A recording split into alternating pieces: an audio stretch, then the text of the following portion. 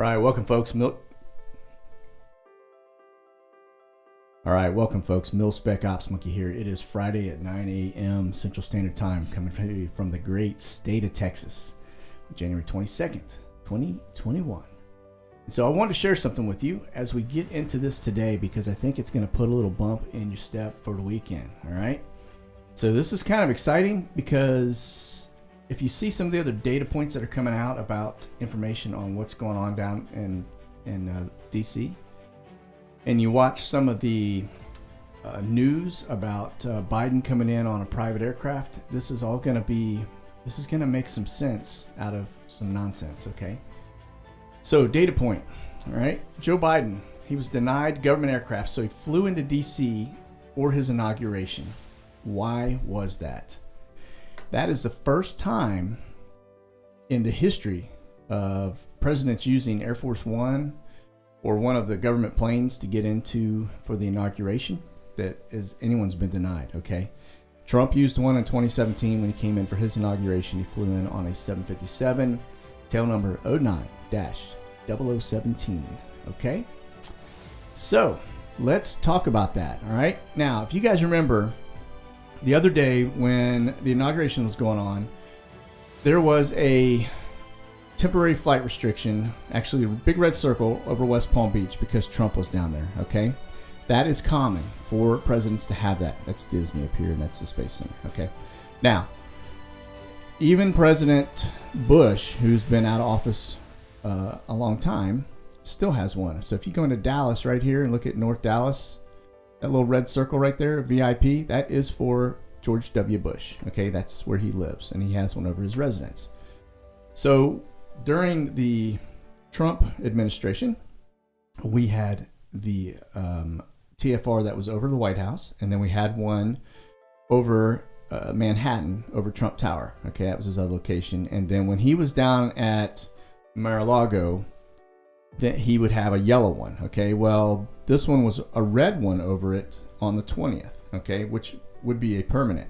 Okay, so that said, yesterday, as you notice right now, as we go back down here to Mar-a-Lago, it is gone. Okay, and so yesterday afternoon, actually yesterday evening, that bad dude disappeared, which means Trump is not down in Florida. Okay. There's not one in New York. They're both gone. All right. So where does that take us? All right. Now I want to show you something because this is important. There was a flight on the inauguration day that was a C-17 Reach aircraft, call sign Reach 712 Tango. Okay. That aircraft actually flew down from Charleston to Palm Beach, and then it did the exact same route that I'm about to show you. Okay. It flew up to DC. But it did it at 4:13 in the afternoon, landed up there, actually landed in Charleston at 8:23 p.m., okay? During daylight hours, it would have been in D.C. Now you can see it comes down. This is your altitude, so it lands. That airspeed line's a little bit misleading, okay, but because I'll show you it actually parks and lands, all right? But they did this exact same route on Inauguration Day, right? And I think it was a practice run for what they were going to do. Now notice their return route was a little alternate right here, and I'll show you here on the next flight. Okay, so now we go over here to this one, which is Reach 713 Tango. All right, now when this one leaves Mar-a-Lago, the temporary flight restriction is lifted. That means Trump is on this aircraft. He is being exfilled. Okay, now I'm going to show you the replay, and you're going to see the aircraft's going to go white because it's sitting on the ground up here. All right, that's why it goes white. Now in a minute I'll show you also, this thing clicks on through. In a minute I'm going to also show you that it is if you're just looking at the flight itself, you'll notice it doesn't show anything about being in DC. Technically that should have been two legs because it parked, okay, and it was on the ground for an hour, and it should have been a secondary flight listing from DC to Charleston. All right, but that didn't happen. Note the time of day also, 11:26 p.m. So they did all this at night. So he was moved out in the dark of night. All right, now what I'm going to show you next is the log. All right. Now I want you to look at the timestamp on this. It landed in DC at 8:20 p.m. So military time, that's 20. Okay. It took off at 9:16:26. So 21:16:26. All right, military time. So if we go in and we do the calculation here on the time, that is exactly on ground 56 minutes 6 seconds. All right. Now for those that don't do the quick maths, this is why it's important, because anons will take that crumb and they will do the quick maths. And what you're going to see is 5 plus 6 plus 6 equals 17. Okay? So now he could have flown on anything up there, but instead he flew on a C-17. Now you guys may remember that Pence actually was on a C-17 not too long ago when his aircraft had a bird strike. Okay? And a C-17 that was with the fleet at the time basically converted it to Air Force 2. All right. Now, let's talk a little bit about, here's what the C-17 looks like for those of you not familiar with it. All right. It is a transport, and it's made for carrying troops and the like. Okay.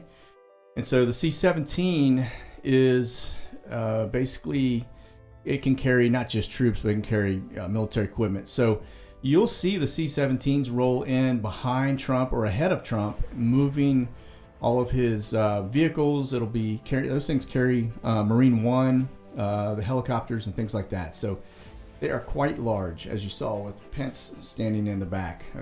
Okay.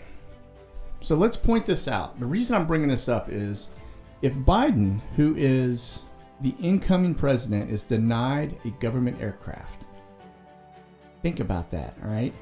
Now, Trump, technically, if he's no longer president, he too should be denied a military aircraft.